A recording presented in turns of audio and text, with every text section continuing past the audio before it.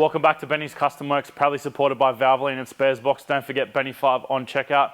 Last week, as you would have seen, or as we've left off, we were about midway through getting the transmission into the crown, the R160 as the internet's dubbed it. We have had some developments. Basically, I've started mucking around measuring stuff. Interestingly, from the center line of the output shaft to the bottom of the aluminium cast transmission pad is exactly the same dimension from the center line of the transmission to the base of the rubber mount on the A340. So basically we can take some measurements off the factory transmission crossmember and work out the offset. I've already done all of that and it's about 25 millimeters, but I will kind of run everyone through it so we can work out exactly what we need to do. But the long and the short of it is the transmission needs to go 50 millimeters up into the tunnel, which is going to mean a bit of cutting and a bit of bashing. I have actually also purchased a Toyota manual transmission section. Now it's not from one of these, it's from, I think it was either a JZX 100 or a JZX 110, predominantly just to get the right shape of the tunnel. So we'll actually cut that section out from the donor piece or the new piece and weld it into the tunnel at a later date. So what we're going to do today is basically just rough cut out the section that we don't need anymore. I'm just going to use a power hacksaw, a Recipro saw, because I don't want to do any hot works or hot cutting while the interior is still in the car. Whereas by the time I commit to actually welding the tunnel in, we can cut it out and weld it in with the interior out of the car, but I don't really have the need or want to strip the interior out of the car today because, to be perfectly honest, I have nowhere to put it right now. And then we'd just be kind of like lumping it all back into the cabin of the car anyway. So yeah, for what we're going to do today, we're just going to basically cut the back section. We're going to put 2 slices in it and bend it up so that if I do need to put it back in, all I got to do is fold it back down and weld something up rather than chop the whole piece out. That being said, it should only really be like a 50 mil cut back on either side. So like I said, it's going to be easy enough to tidy up should we have to. But it'll allow us to get the transmission in the final position today. And we'll be able to make our transmission crossmember, get that all finished up. And then we can potentially even measure our tail shaft up today. I'm hoping that we can actually still use 3/4 of the OEM shaft and actually just shorten the front piece because it is a 2-piece shaft. And we may as well retain that unless we absolutely have to make it a heap shorter, but I think we're only going to be shortening the shaft about 70 mil. So we'll be doing lots of measuring today. Interestingly, there is also a Toyota automatic that's the same length as this Great Wall transmission, which I've also found out speaking to Callum, who's the dude who's helped us with all the information so far. I have also ordered a new input shaft, a 4th gear synchro, and a couple of bearings, which should mean we can actually build this thing a bit later. So yeah, maybe the next episode you guys see will actually be us piecing the hybrid transmission together, and hopefully we get a clutch sooner or later as well. I have already made basically some mounting tabs to start the crossmember off, because it's not going to be a traditional crossmember that's one piece the whole way through. So we're going to use our tough mounts, which have arrived, and weld basically the cotton reel to the bracket that I've already made. We're going to put a little bit of bracing and gusseting into that. And then be able to run the crossmember down, because there is, as I've worked out from measuring the OEM aluminium crossmember, there is a 25 mil offset down from the pad on the tunnel to the pad on the transmission crossmember. So we're basically going to replicate that offset, because as I said, from this mounting pad to the center line of the output shaft, the dimension is almost identical between this and the A340, and it's 110 millimeters. So then basically we can keep all our offsets and maintain our ground clearance and our output shaft angle with our pinion angle on the diff, which will mean that it's not going to munch through unis or at either end really. And I think there's also a CV in the middle of this shaft, or maybe a 3rd uni, but either way, yeah, if we can maintain our output shaft and our pinion angles correctly, we should be pretty good. That also may be an issue coming into play when we lower this thing, so we'll have to revisit that once the thing's 100 millimeters off the ground. Lol. Who runs a car at 100 mil? Everyone does. I had a guy tell me you have to run it at 110 mil if it's empty, because then the 100 mil ride height, I mean, it's right. The 100 mil ride height is fully loaded. The fine establishment haven't hounded people too hard on that one. Let's pull the gearbox out.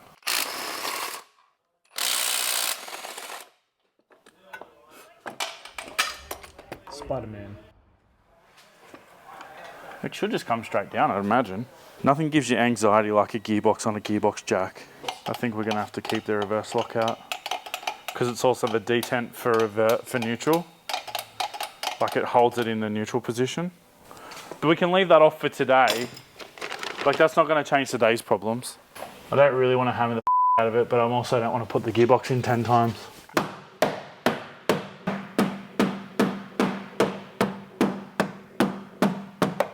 Well, that didn't seem too bad. Almost got to reverse that pocket, flip the steel by hammering it. Like, it's almost got to go out, not in, because see how it comes in at the moment? Yeah. There's probably a reason why it comes in. I don't imagine Toyota would do that just for the fun of it.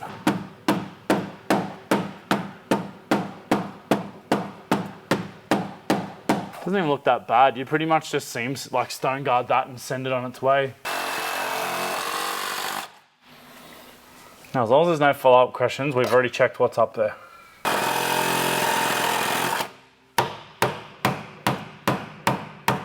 So should we need to, we can just weld that back up. I basically just folded it up because I know that this edge is going to hit on the tunnel. Yeah, because all I'm going to do is basically trim this whole section out and then use the tunnel piece that I've got and just manipulate that and make it work.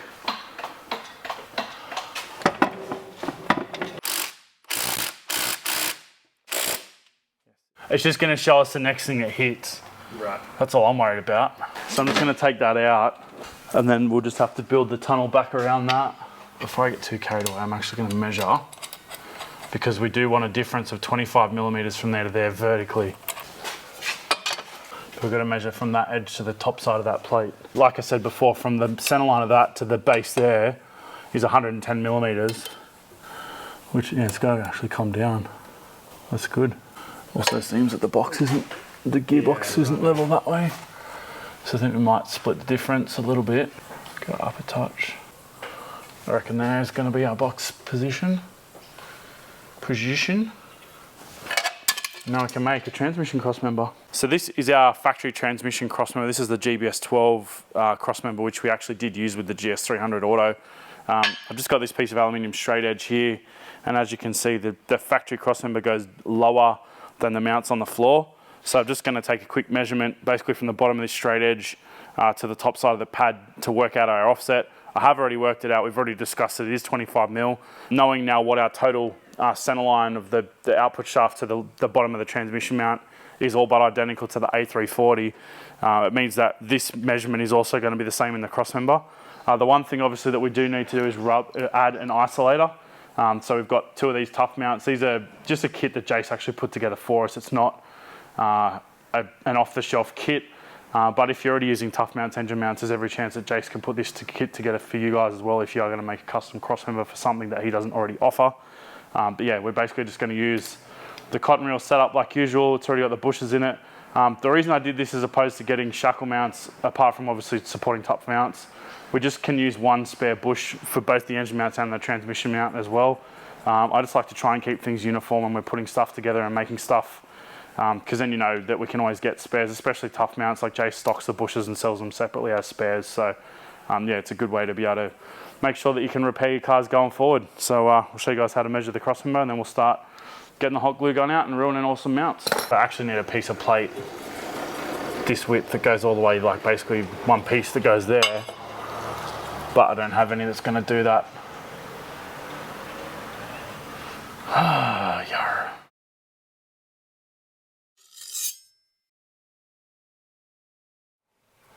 It's already too wide, but my OCD won't handle that. If only I'd gone and picked that sheet of plate from my brother-in-law up that I've been saying I was going to get for 2.5 years. Regardless, this and that are getting involved with each other. But I could actually go that way, come and think of it. Weld it that way. Man, if that was like 10 mil longer. I hate right-handed rulers. That's a thing. 150 mil. Yeah. 6 inches. Yeah, because look at it. I'll show you why this is a right-handed ruler. There you go, ruler in it. Actually, I'm holding it in my right hand. That's even more confusing. It's the wrong way, regardless. I want the measurement on the top side. And yes, I know you could start at 100 mil or you could, whatever. I don't like it. This is why I want to measure it and it's wrong. So you've got to go there, like that. Still 150 mil. Is the square backwards too? Nah, well, you can just flip the square over.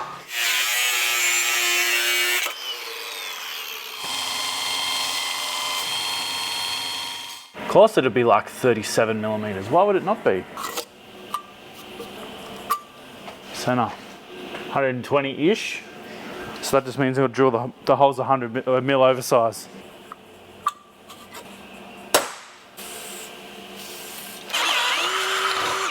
Should have a pedestal drill. Probably should. Don't have one. Made it this far without a pedestal drill. I do have a certain penchant for a countersinking deburring bit. YouTube money! Putting a Great Wall gearbox in a Crown because I've got 911s at the arse.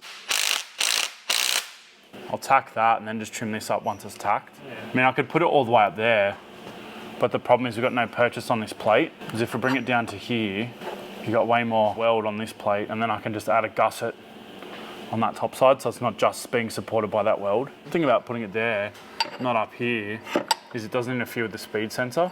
Oh, that's already gonna be a fun time. I reckon I'm gonna have to actually cut the connector socket off that speed sensor. And I think I'll make a flying lead, because that actually is quite a good sensor. It's a Hall effect, so it means we can use that directly hooked up to the Haltech, and then the Haltech can drive the dash, because the factory R154 sensor apparently is not great. So yeah, we'll use that one, and I think I'll just I'll basically pot it and make a flying lead, and yeah, then we can still use that speedo drive, because apparently it's the hot sauce, even though it's a little bit tall. Unless I magically find a 90-degree adapter to suit one of those whatever sensors it is. Bit of a tack, bit of a grind. Should be right. I have to make up another piece to run through here, obviously, for anyone who's confused as to what's going on. Yeah, I reckon tack there, and do the same on the other side. Then that gets it all together. Everything that engine is currently mounted to is isolated.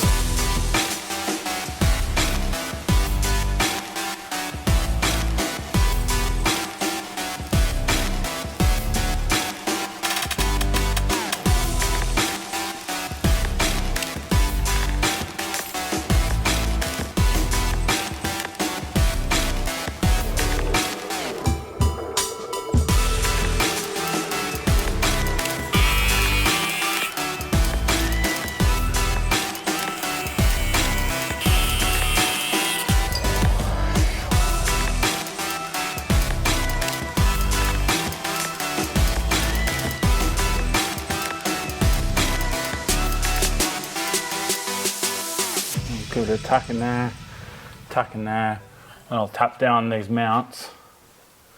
Same deal, give them a bit of a tack. Then we can get it out and fix this train wreck that is these horrible tack welds. The reason these tack welds are bad is A, because I can't weld, but B, because I don't want to pump a lot of heat in. You can see we've still, even though we've only put very small amounts of heat in compared to actually welding that out, we've still managed to just get these bushes a little bit soft. So yeah, it's something to be very mindful of when you are tack welding and making mounts, that you need to make sure that you're not going to cook these bushes. These will still be fine. We'll pull them apart and give them a clean out. We're going to remove all that when we do the final weld out anyway. But yeah, I just want to basically get it all in the correct position to give it the weld out. And the other thing that's worth mentioning too is we've actually lifted the box up approximately 2 to 3 millimeters, so that when the mount's supporting the weight, it'll be at the correct position of about 25 millimeter offset between this and this. So yeah, it is worth thinking about that too when you are making a transmission cross member, how much your mounts are going to potentially sag. So yeah, most stuff I kind of work on about 2 to 3 mil, and that's kind of always done me pretty well. So, but yeah, keep that in mind when you are making transmission or any mounts really.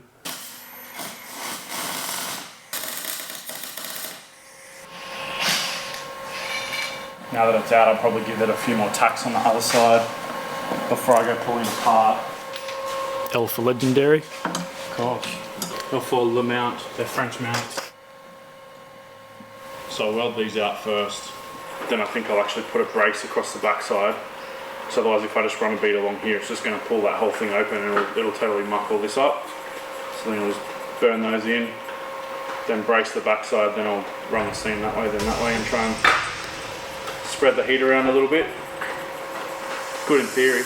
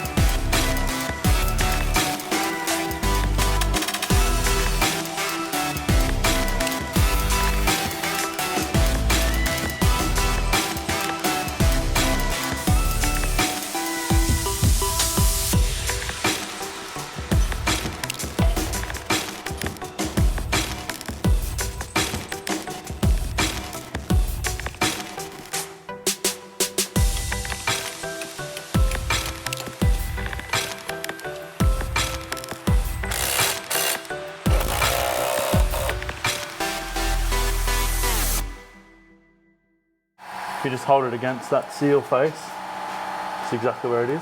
Yep. 1405. It is a tad lower actually.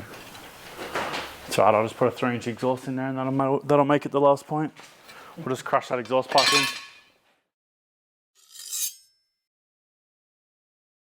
We officially have our transmission in and we've had a little look at the tail shaft. It is too long, though we do have a final measurement between the seal and the flange on the diff.